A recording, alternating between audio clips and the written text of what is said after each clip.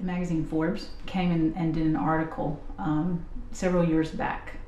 And I remember there was a photograph in the article that they used. The picture to me so captured the love between my son and myself. And someone said in the process of that article being written that Jacob's Ladder is really a love story from Amy to her son, Jacob.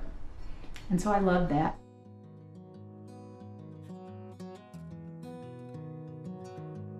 Our core values are hope, truth, and love. And for me, hope represents this complete, pure belief in the power of transformation.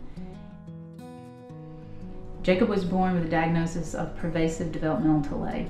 And I can think back when I got those first diagnoses, and I ended up with all these documents of all the things that were wrong with him. Those were sad and desperate and fearful days. Even on the tough days when he was struggling just with the basic things of life, if you looked at his face and you looked at his eyes, was this knowing and this kind of light and this twinkle that just said to me, gosh, I'm in here. And one day I just woke up and I thought, no more, no more information. It's not going to be this information that changes my son's life. It's going to be me picking a path and then giving myself to it fully. He's now 20 years old and he passed his driver's exam and he has a black truck and he loves to drive and he's an avid reader and he's also a teacher here at the school and has such a gift for sharing his life and his knowledge with the children that we serve.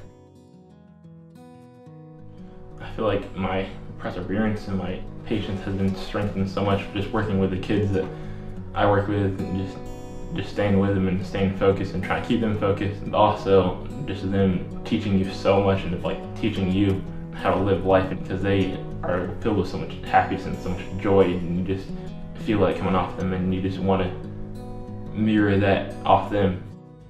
So the Jacob's Ladder methodology is a model of neuroplasticity. It's a brain-based model that is changeable based on the child that walks through the door. So their day is going to be built for them specifically.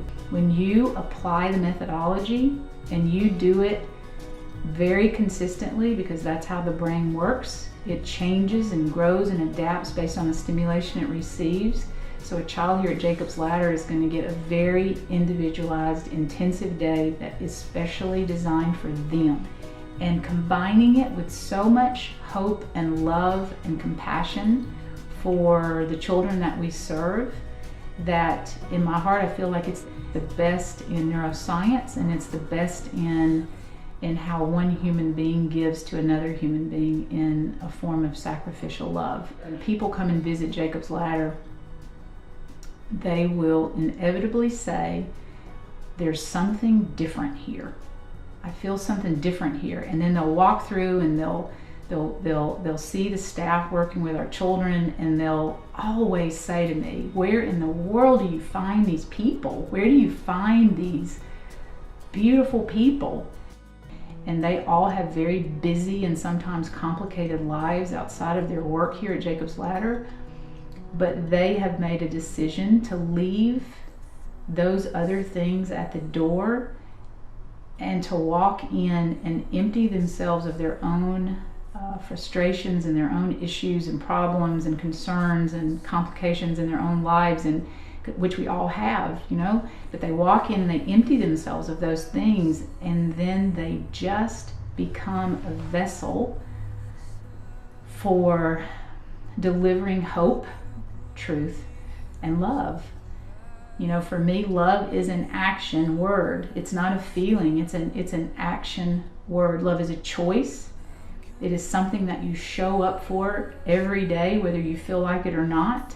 It is an act of honoring and holding someone else's higher good, their better good, even above your own.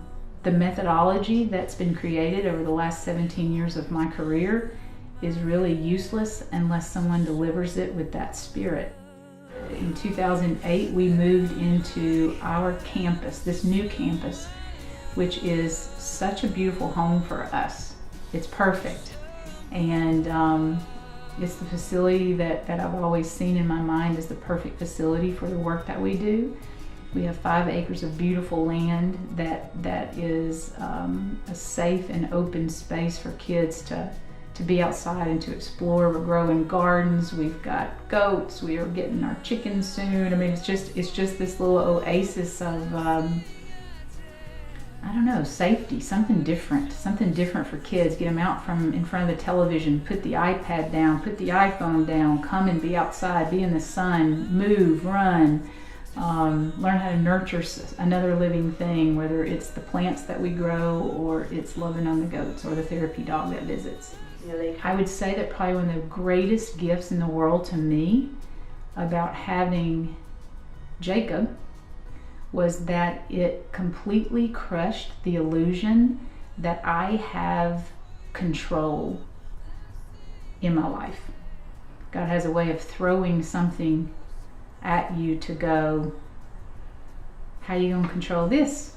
I was completely brought to my knees in the midst of that fear to see that for me in my life personally, it was the opening to knowing that there is a power much greater than myself that I can rely on. So rather than sitting back in fear, I put the fear into action, and the action is called love.